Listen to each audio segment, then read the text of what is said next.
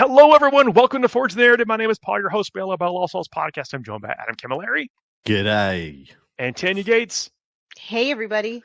So this is a very special show. So in just a minute, we're going to tee up a segment that I did with Ify Nwadiwe, who is just an incredibly talented writer, comedian, actor, host of the show Actually on Dropout TV. You can also find him on YouTube and some like on other shows, and does all kind of stuff. Just basically, you know, all into some of the things we're probably into, gaming, movies, and also Warhammer, and that's what I wanted to talk to him about. And I was very fortunate to be able to sit down and talk with him about that hobby.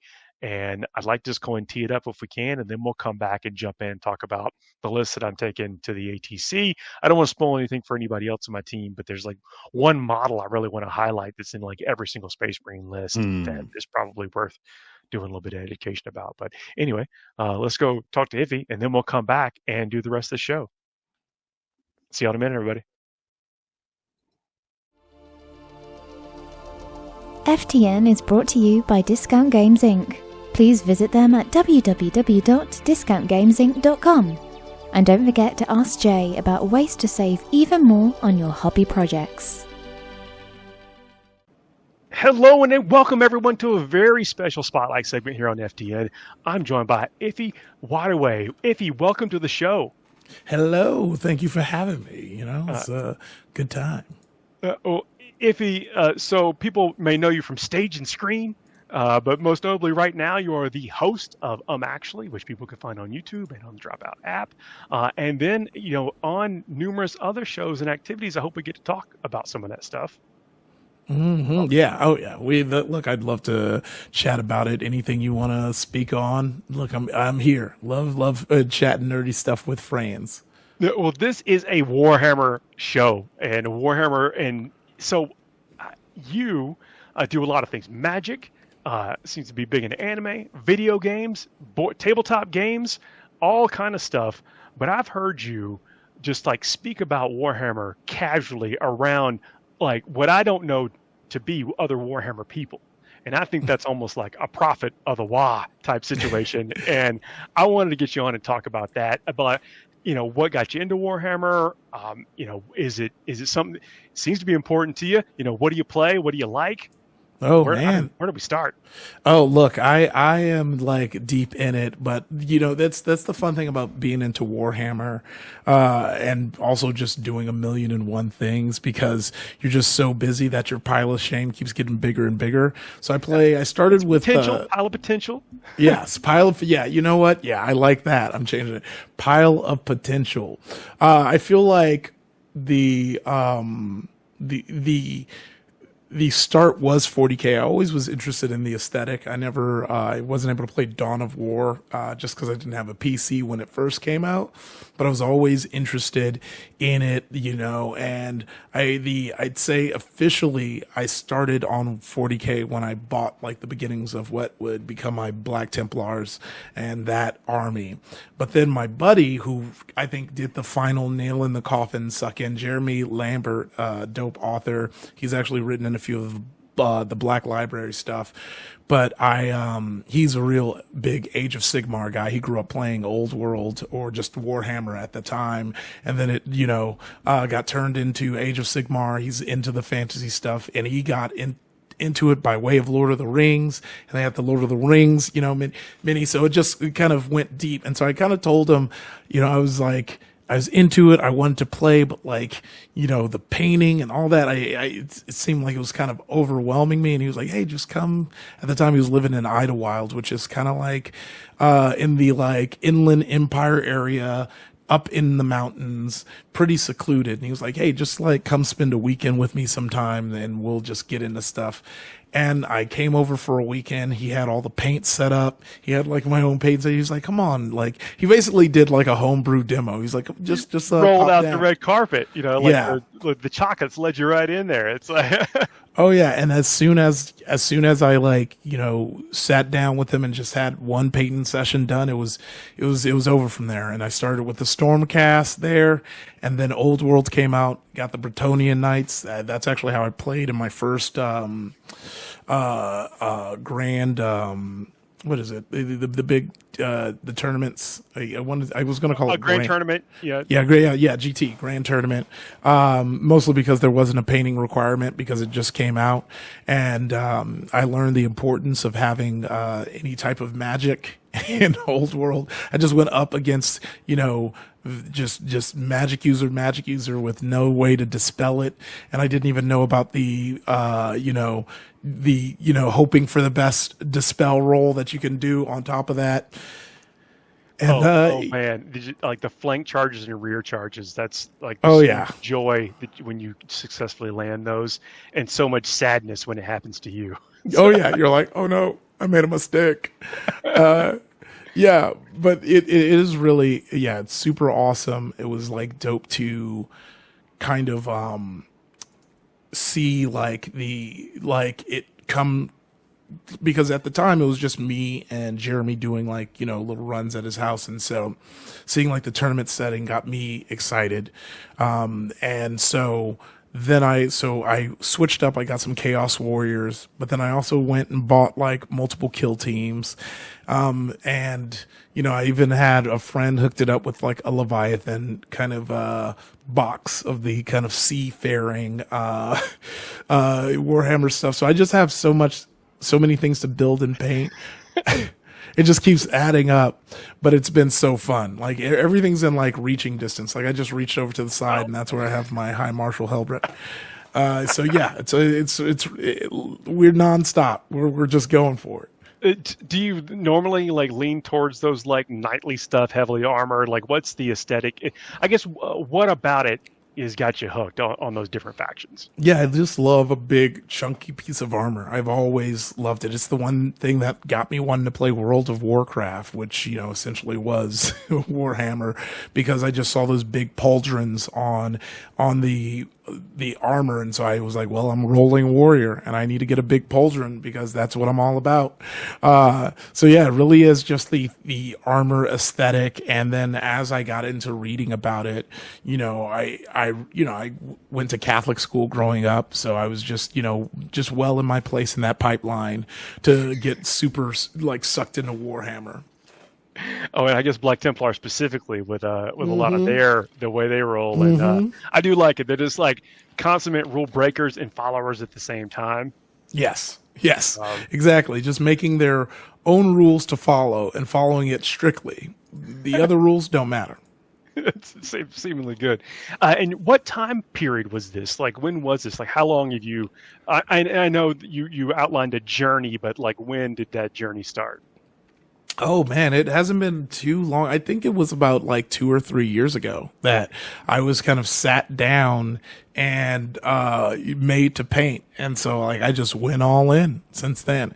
And so, Space Marine 2, Total War Warhammer, and now I got, the Eisenhorn books, just all the Black Library stuff filling. I'm really currently, Gotrek and Felix is like my top fave, but it really is just locked, just getting sucked in and enjoying just all that Warhammer has to offer. So was there something that got you like Warhammer curious specifically? Was it like a series of things, like maybe led from this book, this thing to eventually later, or was it just like a model, like I gotta get that, I gotta get into this? Oh man, I think it was truly the kind of like reverberating kind of interest with the kind of seeing Dawn of War and just the aesthetics. And then, I was always told I had a friend that was like, don't get into Warhammer. It's too expensive. Don't do it. Don't do it. But it always kind of interested me. But I didn't know anyone who played it. I think that like for most tabletop, RPGs, war games, what have you, like that final component is like that friend who you can play with, because, I'm more into the like gaming aspect of it. If it was just the painting hobby, that's dope too. But I always wanted to play the game itself. So I think that's what kind of took me a little longer. If I was more interested in the painting of it and painting the mini, I think I would have gotten sooner. So once that happened and I kind of, had Jeremy kind of showing me the way, it was kind of a wrap. So It much is so nice that to kind of have a guide, you know, to oh like, yeah, like this is, you know, this model goes with, you know, this set goes with this. If you're interested in this, you know, try it this way, kind of thing. I saw it. That's pretty cool.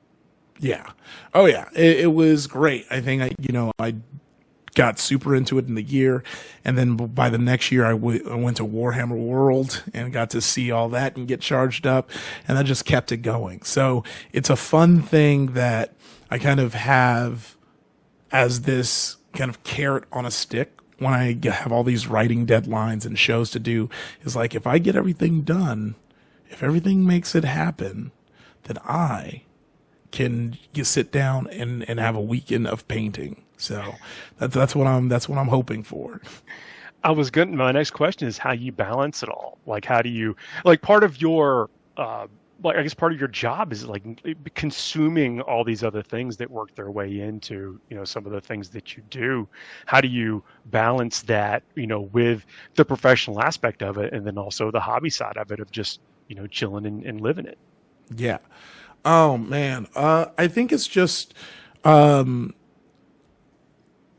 different ways you can ingest it, right? Where it's like, if I have to travel and I'm going to a show in another state, I can't necessarily like paint or play, but I'll have like one of my Warhammer books with me. You know, like right now, I'm gonna reach over and grab this bag that I've been taking with me from spot to spot, and I'm gonna pull out. I got Skaven Slayer right there, ready to go. So you know, I'm always just kind of like staying in it, and I've been really digging Rogue Trader. So sometimes I'll have that on my Steam Deck, and I'm playing it that way, and that just keeps me like jazzed, excited, and I think Rogue Trader is perfect. It's been my new suggestion for people who are kind of trying to get into it, and because the lore itself kind of gets people excited. So I often am, you know, showing them Rogue Trader and basically telling them like, you know, this is essentially the Baldur's Gate. What Baldur's Gate is to D&D, Rogue Trader it's to Warhammer. I think it should have been pushed harder, but you know, Warhammer is the cool guy hobby. They don't feel the need to advertise. Like, they just started following Henry Cavill, even though they've, you know, we've all known he's been into it for years. You know, like, they're very much like, we're going to do what we want. But I think to grow the hobby for me with, you know, my like word of mouth that's been going, I just kind of suggest that.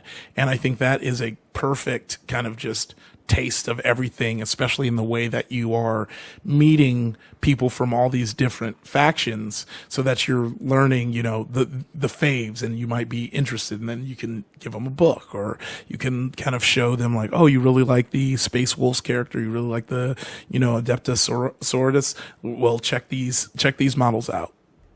Oh man, and the look of the aesthetic of it, of these, like, nothing's too big, and so you see these folks with these like real strong personalities wearing these ridiculous outfits. I mean, within the context of looking at it, you're like, oh, what is going on in that universe? And yeah, it's sounds like you got the bug pretty quick.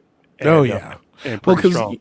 All the foundation was there, right? You know, I was always kind of interested. I already liked the aesthetic. I was already, you know, I was well marinated, and it was just, I just needed that last push to just do it. And that's what that was, just kind of, because, you know, there's, with any new hobby, right? There's all these reasons and that you tell yourself you can't get into it, and sometimes it's good, you know, if you are, you know, on hard times, yeah, maybe you don't need to buy a bunch of new models, you know, if you are solid advice, you know, yeah, if you are, you know, running up on deadlines, or you don't have that much time, maybe you don't have the time to do it, but I think sometimes it just can seem overwhelming as a hobby, because, you know, if you want to play Magic the Gathering, you just get a deck, some cards, and you can just start playing right there. You know, once you got a deck, you can start playing, and then you can build as you go. If you want to get into D&D, you get the books, you build the characters, you get a group, you can just go.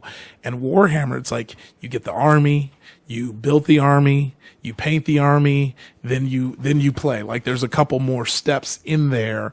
And I think it really is like the peer-to-peer that helps them, where it's like, look, if you want to just play, we can do the Grey Knights with friends, you know, and then as you get more invested and you want to do something like a GT, then we can like look into getting you, you know, somewhere that like, we can paint, or we can teach you the slap chop. I think slap chop is going to do wonders for the hobby, because I think there are people who just want to get it going. And painting, I think especially the examples we have of painting in Warhammer. It's so much more accessible now. I love it. Oh yes, but I just mean everyone's so good at it. When you look up, when you want to look at like when I was looking up I have Astral Templars, that's who I play for Age of Sigmar, and I was like, oh, let me look up like some color examples. And you're looking around, and it's some of the, like, they got the shading and the lighting, and they're doing the show ready ones. Those are the ones that pop up first. I can see how a newer person will be like, well, I don't think I could do all that. The box art, sometimes it can be intimidating. I mean, this is, not that anybody's needs the advice, but paint to your own standard is what I tell people. It's just like you gotta, and the products nowadays are way better than they used to be, and they help you get there. So just as long as you're happy with what you're doing on the table, like, you can always look at somebody else's and be like, dang, I should be doing that. But like, you got to play with it. And you mentioned also a grand tournament aspect. You played in a GT. Mm-hmm. Do you find yourself more towards that competitive side, or we're playing narratively? Because I mean, I know you do a lot of tabletop gaming and things like that. Is there a particular thing that you prefer, or have you tried the different aspects of how to play the game? Yeah, I think I've more so played the kind of like more competitive style, and that's been fun just as someone who just likes gaming. And I think it adds like just another flavor where, when we're playing, Dungeons and Dragons, it's all narrative. It's all like, flashy. Whereas this, it's like, I have this army and let's go. And I think there's still the fun in like, shouting out stuff in character. But at the end of the day, the kind of like strategic aspect. I make bolter and laser gun noises. Oh yeah, always. that you can't help but do it, especially when you get a really good roll. You're like, oh yeah. Sorry, I jumped in there. You talk about the difference between comparative of competition and narrative play. Oh yeah, no, I was saying, with the narrative, it's very fun, but it does. Like the strategic aspect of the game is also just so fun that it's like it really helps inform where you want to go too, which is why I think one of my suggestions would be to start small and have those battles, or like go and watch people play, or like if there's a friend with an army that you can use, because when you're knowing what you're up against, like truly I was just like buying the units that I thought looked cool, and then I did a grand tournament and I was like, okay, now I know the things that I actually need. I need more of these, a few less of these. Yes, exactly. Nice. So if we can change gears slightly, I mentioned, or at least I gave a broad stroke about some of the things that you're into. If someone is watching this and wants to know more about some of those things that may be like Warhammer adjacent, like where would you steer them? Like as far as like a video game or an anime or a book series? I mean, like, I already talked about, World of Warcraft for obvious reasons, Warcraft, StarCraft. That's a good, like, taste. But like, yeah, like adjacent, I think you might be interested in some of the more Souls type worlds. If you like that darkness, that grittiness, if you're into like Warhammer fantasy stuff, Berserk is a great place. Yeah, I think I would start there. I'm more curious because, like, I think there's a lot to lean on as far as like the grimdark fantasy aspect, but I don't think we get many grimdark sci-fi, things. And so I think that's just a call to action, not only by me, for me, get on it, Hollywood. And stuff for, not only for stuff that I'm going to create, but also just a thing. If you're creating stories, just know that'd be nice. And I know that as soon as we get done and I sit down, all of the grimdark ones are going to come to my head, but it's all good. Well, I mean, I will say that I think you're exactly right. Like we have like, Alien, like that kind of stuff. Where it takes that cold, almost like horror place, but there's no place, there's nothing that really just screams Warhammer out there with all that Warhammer has to offer. So, maybe someday. We all got dreams, and yes, it is kind of neat that imagination is like or I guess technology is almost caught up to imagination and like what's going to lead one way or Yes. the other. Where can people find you? I know I mentioned, of course, on Dropout and on YouTube and various other things, but people want to know more about what you're about. Where do you want to send them? Oh man, Ify Nwadiwe on Twitter and Instagram, and ifycomedy.com on Blue Sky. If you are on any of those sites, you'll always know what I'm up to. I'm always sharing the clips and the shows and the links to live shows. So definitely check that out. Ify, it's been a pleasure talking to you about this hobby. It's again, I can't tell you how much it's cool when I just hear other folks talk about Warhammer and the various other places. And I hope hope it continues. Or at least I hope the Warhammer continues to get out there with folks. And thanks for being a champion of it. Hopefully we can talk again sometime soon. Yeah, I know. Let's get it in because I'd love to come back with an update. We'll see you soon. All right.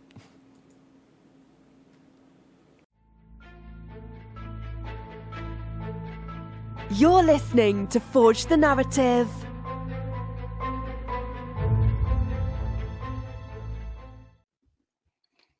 Hey everybody, we are back. Hope you enjoyed that segment. It was great to sit down with him and have that chat, and hopefully we get to do it again in the future. See how the hobby is progressing and stuff. So it is as folks get into the hobby and what their journey is and tracking that and seeing that we all follow not the same path, but it's like we kind of gravitate. We find things to gravitate towards, and that kind of leads us to where we end up, which is neat. I really like how people get really excited at the beginning of their journey as well. And like, they'll stop you and like want to show you, oh, look at all these models that I painted, and you can like feed off their excitement and get excited together. I love when people share their hobby with me like that. Yeah, it's the fountain of youth. When somebody gets new into it and just like, let me drink up that goodness. I wish I could recapture my first time I walked into a brick and mortar, Games Workshop store, and it was in the Burke Street Mall in the middle of Melbourne, and I was just like, whoa. Yeah. I want to talk about the list, if you don't mind, that I'm taking to the ATC. So I know we talked a little bit about some of the aspects, like going with a Predator versus a Ballistic Dreadnought and maybe Wise and that kind of stuff. So there's some tech in the list that the lists aren't submitted yet. So I, of course, reserve the right to change this in the next couple of days. But what I've landed on so far is going with Asterath for the Mass of Doom and the Fight on Death. I think that's a little bit of and he's only 90 points right now. So that's feels like a steal for Asterath, being able to get the hits on precision, great add to the Death Company. It stacks kind of awkwardly with the lethal hits, which is with devastating wounds. Yeah, so we have lethals are devastating. You hit the lethal and it bypasses the chance to get devastating, right? Yeah. Is that what you mean? Yeah. Yeah. But I think the Fight on Death is probably worth it. And there are times when you just want, Well, back right up, Paul. What's your detachment? Oh, it is definitely the Liberator Assault Group. Liberator Assault Group, fair. And in your team comp, what do you see your job as in the team comp? Are you I'm assuming it's the merely brawling trading army. It is a little bit of trading, a little bit of take all comers. Like that should be able to trade into almost any army with just the sheer number of units that I have, and then can also punch something to death if necessary. Like I almost see, I really see that the punching is almost secondary. And I don't necessarily, I hate to say that because you just gotta play the role. You gotta play the role for. But being able to maximize all the points and to either keep differentials tight because I don't care if I lose a unit here and there, I'll keep trading, or potentially even bowl over people just because you get some favorable. They give you a place to rapid ingress, or I've got a Vanguard vet squad in here. I could rapid ingress them just in the corner, and then you take up somebody's backfield if necessary. Yep. I getcha. A lot of potential here. Continue. Going with the captain with the jump pack, Thunderhammer and the shield, because I figure the extra wound lets you be the relic shield gives you the 6 wound. It gives you a little bit more confidence in case you need to do a risky play. This captain is going to be going with only 3 sanguinary guard because points get tight when you got a bunch of trading units. Yep. But I think that combined with the Oath of the Moment, the Rage Shield Warrior, which I went with, it has a big upside. That guy is fearsome. So that's the sustain hits 3 guy, yeah? Yeah, it is, yeah. Ooh, baby. So when you can re-roll your hits, and you're fishing for sixes, then you get a bunch of hits, with a Thunderhammer, so devastating wounds. And a lot of people prefer to go with the fist at times because it hits on 2s rather than the hammer hits on 3s. But when you've got you're going max upside, like he's got max upsides because he's got the devs on the other side of the wound roll, and so when it just means he needs Oath of Moment more often. But when he gets it, he's going to the sun. He's like, and that's. But I will say that here's where we got the name of the show is Forge the Narrative, but my Thunderhammer Storm Shield guy is a firstborn model. Yes. And my Fist Plasma Gun guy is a Primaris captain. Ooh. I did put my old Banginius on a 40 mil base, but I'm still leaning towards the Fist because he's the Primaris size model. Mate, no, I love honoring the old models. So I'm totally down for it. And there's no Primaris captain with a jump pack. So you're playing the firstborn guy because it's the firstborn guy. There is. There's just no Thunderhammer Storm Shield guy. Oh, no, you're right. There's no, exactly right. He just has a fist. That's correct. Yeah. But in any case, I was like teetering on that same thing. And I'm like, you know what? I'll probably just Oath a lot. That was. Yeah. Just yeah. Got to take my fist on. You do. I shouldn't say got to take my fist on, but the fight first, lone operative, great invulnerable. Strong in teams. Strong in teams. Yeah. So, in every single list that you see out there, successful playing at the top tables, they've got a bunch of like 40, 50 millimeter scoring units, just single model scoring units that go around and do stuff. So, and Mephiston is like one of the best models you can get for 120 points.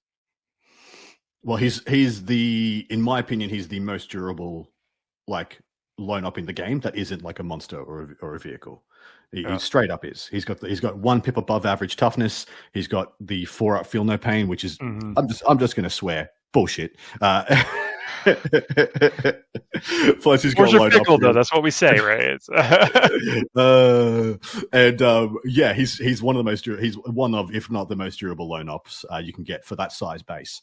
And the fact that he goes through walls, he hides behind things, he can be a screening asset in of himself, and he's just phenomenal in combat with fights first on top as just a cherry on freaking top for this. Yeah, he's a heroic intervention beast too.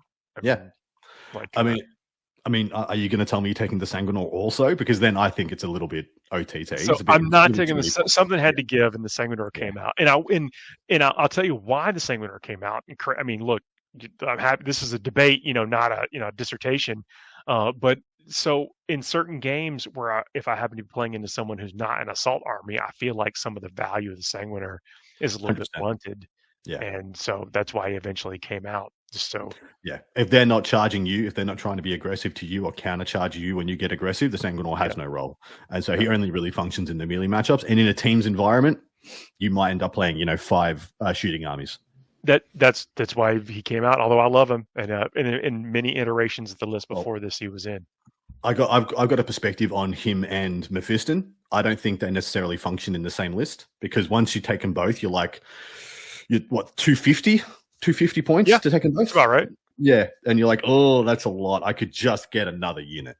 Easily just get another unit. And that's a good unit as well. Like, you get a quality unit for those points. I agree. Sometimes I think, there's that talk about several shows ago, I think we talked about Fuegan versus a unit of Fire Dragons. And I think that Fuegan almost has the value of a full unit of Fire Dragons because of the number of wounds that are there, the 2+ the get back up and everything else. But I don't know that these characters represent the same value as that. So I think you're right on that side over there. Judicar, just to be able to fight first, to go with some Blade Guard, which is, I find the Blade Guard are just a really good take that center of the field. Nothing wants to come near you, especially when you fight first. It's a terrible value situation. Lamarties, nice. Because Lamarties is awesome. Reduce the incoming damage by 1. So we got at least a unit of 5, if not hopefully 10 Death Company coming up. 10. So there's two units to 10 Death Company. One going with Astrath, one going with Lamarties. Yeah, that's correct. If you're going to take those, they come as a package almost. Yeah. And I am rocking one squad of Death Company are my firstborn Death Company that have been rolling with me to these events for Hell 20 yeah. plus years. Yeah. I mean, love they're that appropriately stuff. weaponed. Yeah. Yeah. Legacy in your heart, but not on the table. They're not legends yet. I'm an arm swap wizard. Like sorcerer of swap for weapons. That's Must be nice. Are you also saying you're a super gluer? You're not a plastic gluer? Because that's super what gluer I on. heard. So Yeah. my old Death Company are metal models. Yeah, correct. So, they have to be. know? Now, my issue with metal models and arm swaps is usually you take a bit of paint with you, which is always a bit, you always take a bit of the backpack paint off. That's where the wizardry comes in. How? You know, what's your technique? How do you do this? I clean living. I don't know, man. But of course, some touch-ups here and there, where appropriate. But so I built, no more Thunderhammers. They got clipped off, and chainswords got stuck on. So those eviscerators are on big hafted eviscerators. So a little bit of kit bashing and stuff, but but those legacy models will be on the table doing some work. And this is the model I want to talk about in a little bit. The Lieutenant with a combi weapon. This model has all the rules, so we'll come back to that if that's okay. 2 units of assault intercessors, and those are basically they're 75 points apiece, and they're basically just to hang back and defend the home objective, or to be part of the second or tertiary relief force competing for those objectives in the middle of the table. And of course, they can do an action or whatever if necessary. Yeah. 2 units of assault jump packs, intercessors, and just 5 each. And I find they're pretty good for the same thing, going out there and trading or taking or screening something. And then, of course, you can do a little damage with the mortal wounds on the charge, which is not nothing.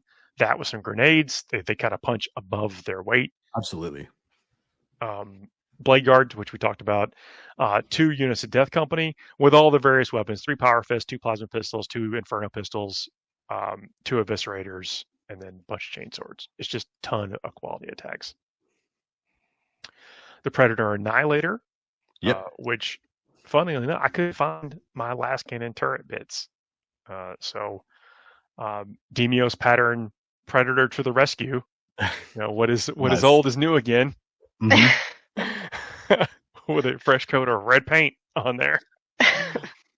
1 unit of 3 Sanguinary Guard. And this is what kills me. I'm like, Sanguinary Guard is just so good.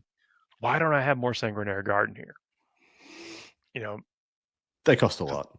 I got all this other stuff, and I feel like dictating the pace of the game or just playing the objectives, you don't necessarily need to punch. And if I'm in a place where I'm getting shot up, they're going to die anyway. How big is your unit of Vanguard vets? 5. It's 5. Okay, yeah, cool. So you've got your 2 bigs in your Death Company units. Yep. And then you've got your 2 mediums in your Vanguard vets and your Sanguinary Guard. And then you've got your 2 lights in your jump pack intercessors. Yep. And then you've got your 2 utility in the 2 scout squads rounds this out. Yeah, 2 scout squads, and you got the Blade Guard as well. So you're rocking 3 major sized hammers, and that's 6 Blade Guard with a Judicar. Yeah. So this is what I like the balance of your list, because there's going to be units you want to go and kill where 10 Death Company is too much, is an overkill. But 3 Sanguinary Guard is perfect efficiency. And also 3 Sanguinary Guard with, possibly cover and armor of contempt. They require the same kind of resource investment as the Death Company to pick them up. Maybe not Lamarty's unit with the minus damage, but as the Ashtrath unit to pick them up. So they bring those resources out of your opponent into the game to remove.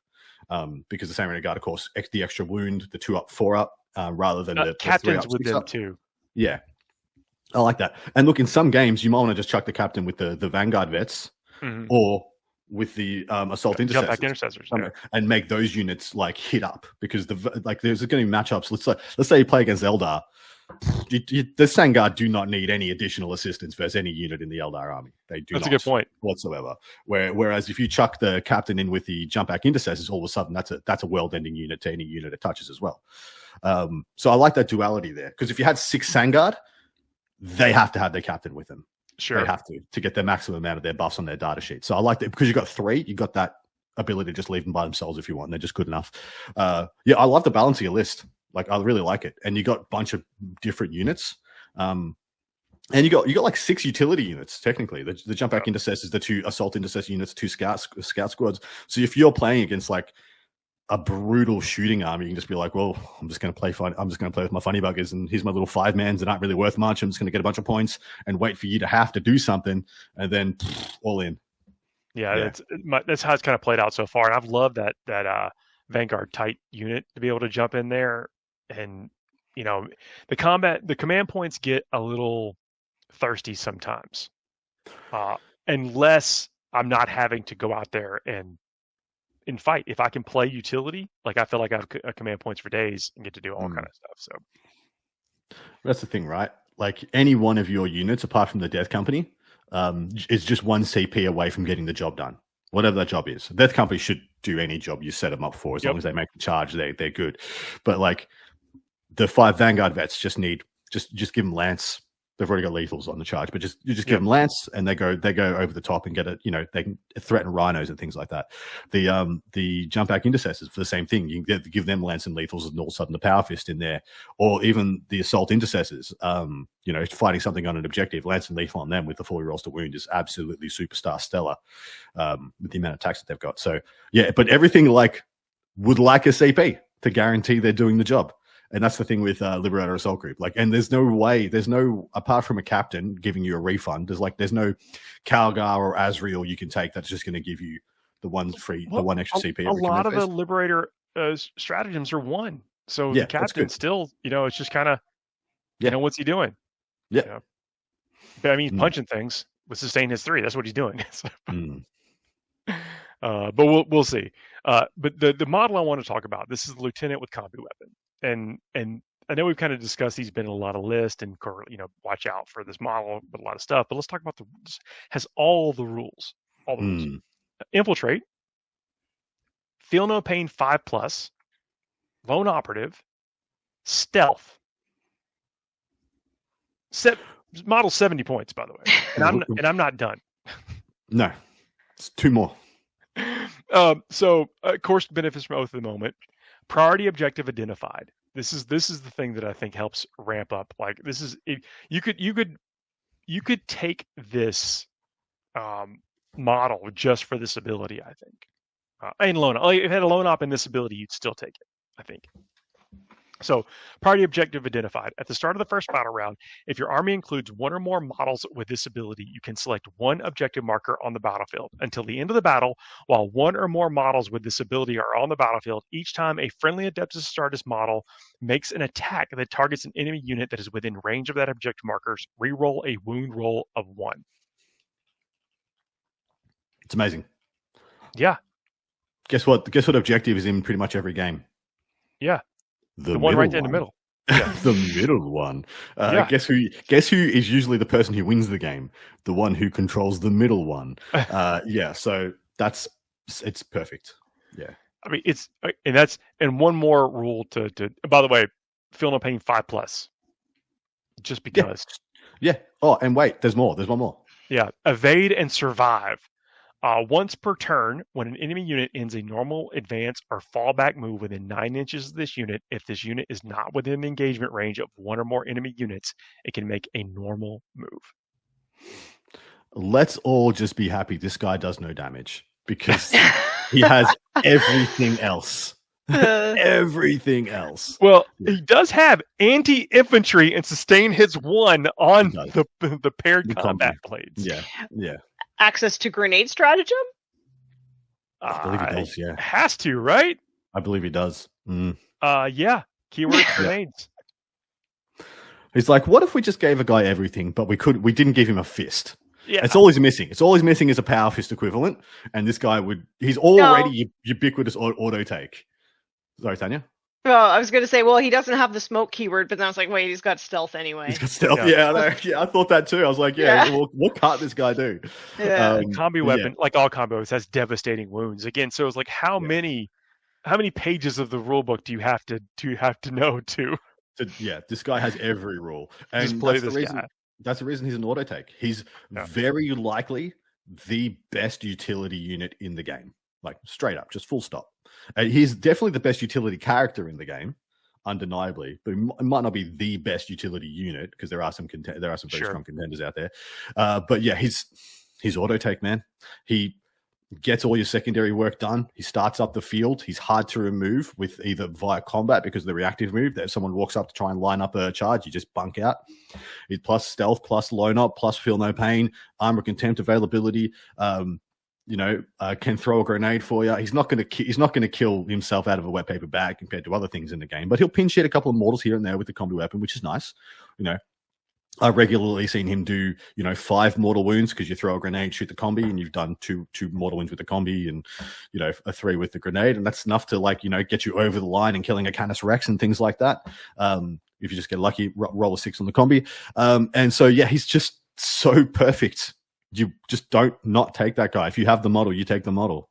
He's incredible. That stutter step making your opponent like, oh, you come within 9, I get to do something. So, do what you want. And I'm lone op, so you gotta be close. Well, anyway, I play him in Dark Angels because I'm taking the Lion again, and he is an infantry model. So the Lion runs next to him, and the Lion gets lone op within 3 of him, who is lone op. What you gonna do, mate? Yeah. What you gonna do?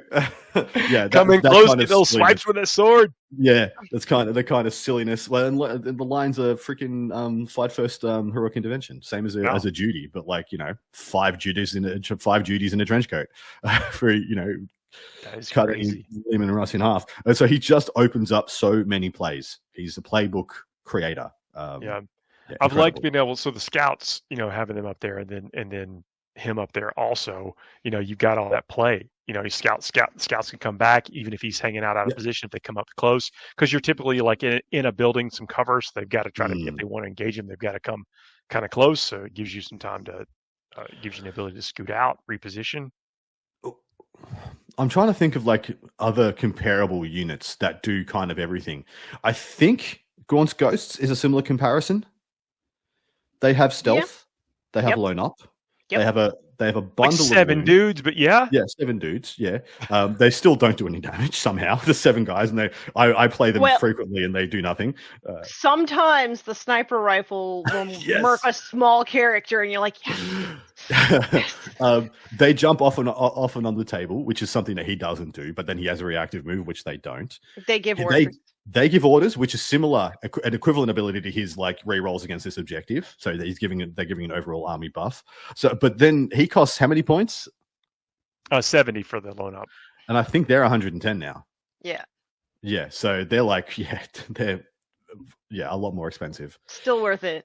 Absolutely, they're amazing. I'm happy I'm happy Red's not here because he'd be gushing right now. So Red should be back next week or the next time we do this. I thought about him today, or I guess yesterday, while I was building that Predator, and because when I was assembling the Hunter Killer Missile or putting it on there, I was like, I really want to put this where I want to put it, but it wouldn't make sense to where the tank would be able to would lose some of its mobility. But it looks cooler right here.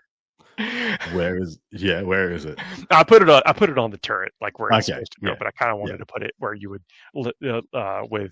you put it nostalgically, where you put it on the side of the hull or whatever. But front right on the hull. Yeah. But I was like, man, Red would get mad at me if I did this. He is a tanker. He would get mad at those things. Yeah. Do you know, for the longest time, I thought the smoke launcher thing was just a joke. So I'm like, it's the 41st millennium. What the hell's smoke going to do? Surely they have targeting systems that are what's your smoke doing, mate? I can see it perfectly through this infrared wacky-dacky, 41st millennium thing. And apparently not. Apparently smoke's legit. I was thought the same thing. Still using smoke these days, on tanks. So, what do I know? Yeah. But in a game with chainswords, you can see how, smoke. It might still be fine. That's nice. So what are y'all working on, hobby-wise? Boy, so I am going through and building a bunch of stuff because in the desert it's just really hot right now. It's just too hot and dry to work the paint properly. So I am building through. I'm almost done building 2 creek boxes. Ooh, nice. Yeah, I've got a lot of horses. What's been your favorite model? Impressive though. Yeah, I have so many models in that range that I really liked in that box. What's been your favorite model so far? My favorite model to put together. I like the engineers a lot. I think that that kit's really nice. Yeah. But the Lord Marshal, he's really cool Dryer. too. Yeah. Yeah, Dryer is excellent. Yeah. I'm I mean, the surprised we whole don't see more of him. I think that there's just other things that do what he does better, but I don't know. I think he's still cool in some instances. He is. He's still cool. Yeah. I think if I remember correctly, my favorite model is one of the loaders on the Bombard. Just one of the loaders. They're my favorite models in Guard.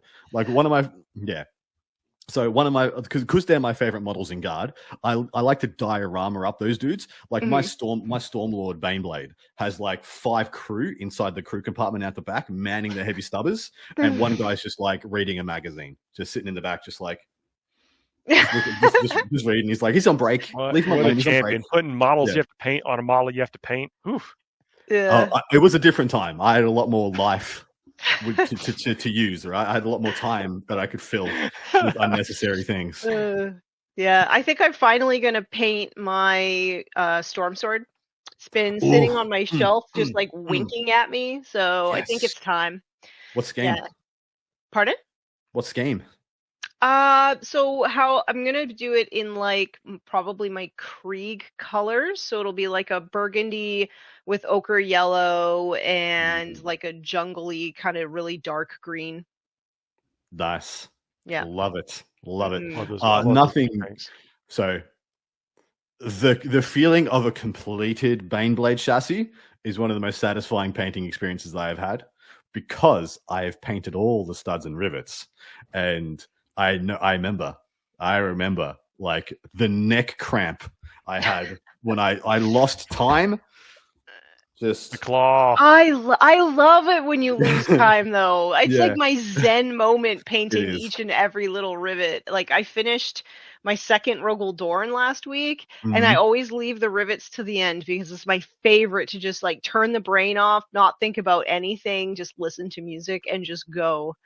Nice. Yeah. Love it. What about you? Are you working on anything? Oh yeah, I'm doing the bases for my Imperial Knight Army. So literally, because I'd messed with the legs so much, I spent so much time modeling the legs with leg up, leg down, move it, all these things. I had to wait till I got the models back from the painter, and then when I got the models back from the painter, I realized what I needed to do with the legs. So when I got some modeling clay, got each one, got imposed, realized what I needed to build up, what I needed to build down, who's going to need a bit of terrain stuck under there. Essentially, apart from, I'm using a lot of elements. I've got modeling clay, and then I got texture paint over that. I've put some like craters in there as well, and there's some holes and rivets. I got some big cracks running through bases, and then over that, bunch of different paints and things like that. But then the basing material, the actual like scenery basing material, is another knight. Essentially, I have an old Imperial Knight that I'm just hitting with a hammer, and then whatever bits come off, I stick on bases. Parts. Yeah, just smacking it with a hammer with a rubber mallet, and then the bits that come off, like, okay, Mitch, which basing bits are you gonna get? Bang, bang, bang! Oh, you're getting a foot. Lucky you. It's going to turn a foot on the base. It's been a joy. And so, like, with the big curved shoulder pads, I just hit it with the hammer until it flattens, and it's got a nice big crack running through it, and I get to stipple on this, nice silver on the crack, a bit of rust effect. So I just finished the special effects, the rusting and the stippling yesterday, and then I put one last coat of very light Nuln Oil, because I do a heavy agrax over the whole base and the scenery and the feature pieces, and then I go back in, do all the effects and the highlights, and then to set those effects in, because I got to think with a lot of the rust effects, I find the orange a bit too bright. Like it takes away from the model rather than adding to the model. It's a choice. You can go exactly whatever. Right. Yeah. So I like to knock it back a little bit with just a very light Nuln wash, and then now I'm going to start pinning all the legs. I'm going to pin all 10 armages and all 5 big knights that I've got. I'm going to pin all the legs. So I'm going to go put all the pins into the feet, and then I'm going to put paint on the bottom of the pins, get them where I want, which will mark where the pins go, drill them out, put them in, glue the crap out of them, and I'll be done. Do you think that because your bases are built up and so scenic, do you think that you'd need to glue them, or could you keep them sort of off so that you could transport them a little bit easier? That is the thing. I suppose I am banking on this functioning with one of those magnetized carry trays. That's what I'm planning to get. I'm planning to get the magnetized carry trays because everything I've heard from the rest of the Knight community is like, this is the only thing that I've found has not resulted in breakage. Foam will squish them and stuff. Yeah. Yes. If people don't know, they almost look like a wine cooler, you know, that you have in your house, and you open it up and it's got magnetized trays, and you put magnets on the bottom of your bases, and you just lock your boys in, and then you pull out the tray when you get to the table, take the knights off the tray, put the tray back in. So I'm planning to get a big one of those for transport options. You don't happen to have a sponsor of that, Paul, that would like hook a boy up, you know? Let's see what we can do. Let's work, you know? If you're listening, I guarantee 4 events a year with that thing out. Yeah, I don't know the particular brand you're talking about, but let's see what we can do. I don't have one in mind either. So if anybody you're out there with a magnetized tray solution and you'd like to be a sponsor for Adam Camilleri's Knights in this show, you leave some comments or hit us up on the contact page, and we'll take it from there. If you've got a brand that you vouch for, chuck it in the comments. I'd love to. And I'll look into them and suss out which one I like. Nice. Well, that's our show this week. So next week, I am going to be traveling to a tournament. That is the weekend of the ATC, which is a fabulous event. It's going to be 8-person team, 5-person teams, other events happening there as well in Chattanooga, Tennessee. So about an hour north of me. Looking forward to being there. Who else is Red on your team? Red's brother's on the team. Nice. And you have Cooper as well, yeah? Yep. Cooper Schwartz. Yep. I got him. So... Justin Pizzaferrazza. We got Tyler Orton, Ryan Dillon. It's going to be a good time. Ryan Schwartz is going to be on the team. Don't dishonor this house, Paul. Yeah. Oh, if I do, it's going to be glorious. You take him with you. You like, yeah.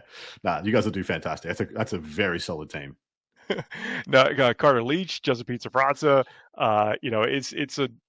We're gonna got a lot of folks who are very enthusiastic and have been thinking a lot about their list. I think we're gonna make a good run. So we'll see. How much do I have to bribe you to put Schwartz under the bus a couple of times? Oh, that's happening. You got to think it has to happen to somebody. Not the son. Well, after the father. Leave Cooper's a sweet boy. Leave him alone. No, Cooper's playing Death Guard. He's been absolutely lethal with Death Guard. So we need him in this position to knock it out of the park. Yeah. But the team tournament dynamic, and then maybe that's what we'll talk about the next show, is we'll talk a little bit about the team tournament dynamic and the psychology that has to go into being a player, not necessarily winning, but just being a player. I think is. I have lots of experience with that. Nice. Well, that'll be our next topic. Thank you, everybody, for listening. We'll be back as soon as we can. See y'all soon, everybody. Hope you enjoyed that segment with Ify. Ify, thank you so much for coming on. It was a pleasure talking with you. I hope we get to do it again. We'll see y'all. Bye, everybody. Boy.